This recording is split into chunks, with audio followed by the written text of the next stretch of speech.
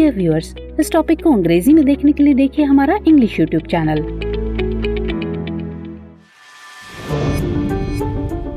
दृष्टि आईएएस के to the point programme में आपका स्वागत है। आज के एपिसोड में हम बात करेंगे भारत छोड़ो आंदोलन की। लेकिन सबसे पहले जान लेते हैं कि टॉपिक आखिर खबरों में क्यों है। आज यानी 8 अगस्त 2023 को भारत छोड़ो आंदोलन ने अपने 81 वर्ष पूरे किए, जिसे अगस्त क्रांति के नाम से भी जाना जाता है। तो चलिए जानते हैं कि भारत छोड़ो आंदोलन क्या था। ये ब्रिटिश शासन के खिलाफ भारतीय राष्ट्रीय कांग्रेस द्वारा शुरू किया गया अंतिम सामूहिक अभियान था। दरअसल 8 अगस्त 1942 को महात्मा गांधी ने मुंबई में कांग्रेस समिति के सत्र में ब्रिटिश शासन को समाप्त करने का आह्वान किया और भारत छोड़ो आंदोलन शुरू किया।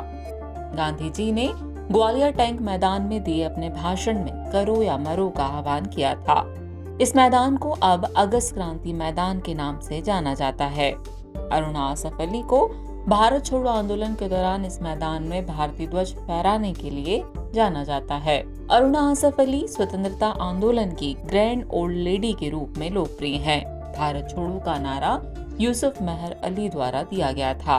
यह एक समाजवादी और ट्रेड यूनियनवादी थे जिन्होंने मुंबई के मेयर के रूप में भी काम किया था। इन्होंने साइमन गो बैक का नारा भी दिया था। चलिए अब जानते हैं कि भारत छोड़ो आंदोलन के कारण क्या थे। भारत छोड़ो आंदोलन का तात्कालिक कारण क्रिप्स मिशन का पतन था। स्टैफोर्ड क्रिप्स के नेतृत्व में नए संविधान और स्वशासन के भारतीय प्रश्न को हल करने के लिए एक मिशन भेजा गया था। ये विफल रहा क्योंकि इसने भारत को पूर्ण स्वतंत्रता नहीं बल्कि विभाजन के साथ साथ भारत को डोमिनियन स्टेटस की पेशकश की।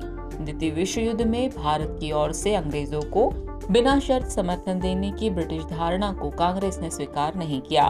ब्रिटिश विरोधी भावनाओं और पूर्ण स्वतंत्रता की मांग ने भारतीय जनता के बीच लोकप्रियता हासिल कर ली थी।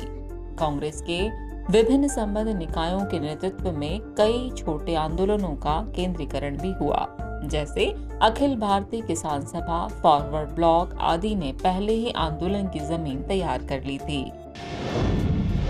चलिए अब जानते हैं आंदोलन के चरणों के बारे में, जो कि 3 चरणों में संपन्न हुआ था। पहले बात पहले चरण की, तो ये चरण शहरी विद्रोह था जो हड़तालों, बहिष्कार और धरना द्वारा चिन्हित था, जिसे तुरंत दबा दिया गया। इससे पूरे देश में हड़तालें और प्रदर्शन हुए तथा श्रमिकों ने कारखानों में काम न करके अपना समर्थन दिया। गांधी जी को पुणे के आगा खान पैलेस में कैद कर लिया गया और लगभग सभी नेताओं को गिरफ्तार कर लिया गया। बात दूसरे चरण की, तो इस चरण में इस आंदोलन का ध्यान ग्रामीण इलाकों की ओर स्थानांतरित हो गया, जहां एक बड़ा किसान विद्रोह देखा गया और इसमें संचार प्रणालियों का विनाश हुआ। तीसरे चरण में अलग अलग हिस्सों जैसे कि बलिया, तमलुक, सतारा आदि में राष्ट्रीय सरकारों या समानांतर सरकारों का गठन देखा गया। और आखिर में बात आंदोलन के परिणाम की।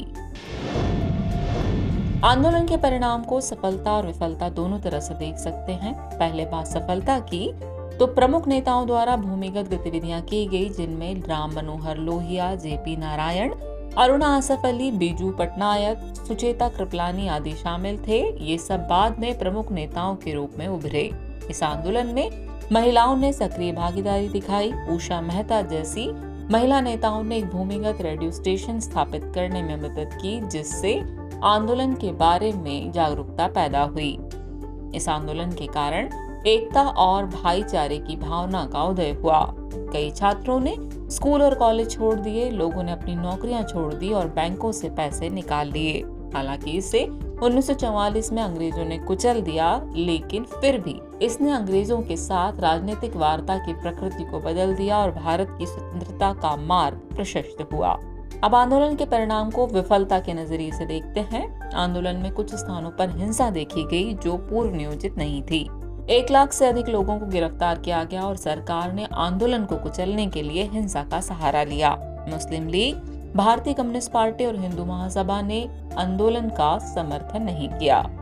मुस्लिम लीग इस पक्ष में नहीं थी कि देश का विभाजन किए बिना अंग्रेज भारत छोड़ दें। कम्युनिस्ट पार्टी ने अंग्रेजों का समर्थन किया क्योंकि वे सोवियत संघ के साथ संबद्ध थे।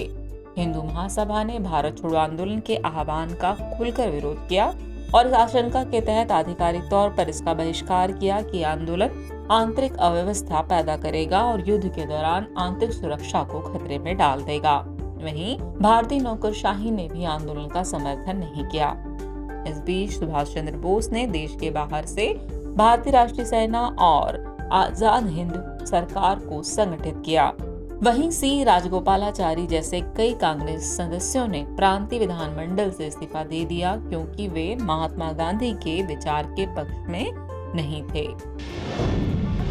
चलिए वक्त हो चला आज के टॉपिक से रिलेटेड अभ्यास प्रश्न को नोट करने का। तो अभ्यास प्रश्न है, भारत छोड़ो आंदोलन के संबंध में निम्नलिखित कथनों पर विचार कीजिए। कथन 1 है, गांधी जी ने मुंबई के ग्वालियर टैंक मैदान में दिए अपने भाषण में करो या मरो का आह्वान किया था। कथन 2 है, भारतीय नौकरशाही ने सक्रिय रूप से इस आंदोलन का समर्थन किया। और कथन 3 है, हिंदू महासभा ने इस आंदोलन का समर्थन नहीं किया। उपरोक्त में से कितने कथन सही हैं, ये आपको बताना है। आपके ऑप्शन है ऑप्शन ए केवल 1, ऑप्शन बी केवल 2, ऑप्शन सी सभी 3 या फिर ऑप्शन डी कोई भी नहीं। तो वे इस प्रश्न का जवाब कमेंट बॉक्स में देना न भूलें। जल्दी मिलते हैं नए एपिसोड में किसी और नए टॉपिक के साथ। तब तक के लिए शुक्रिया।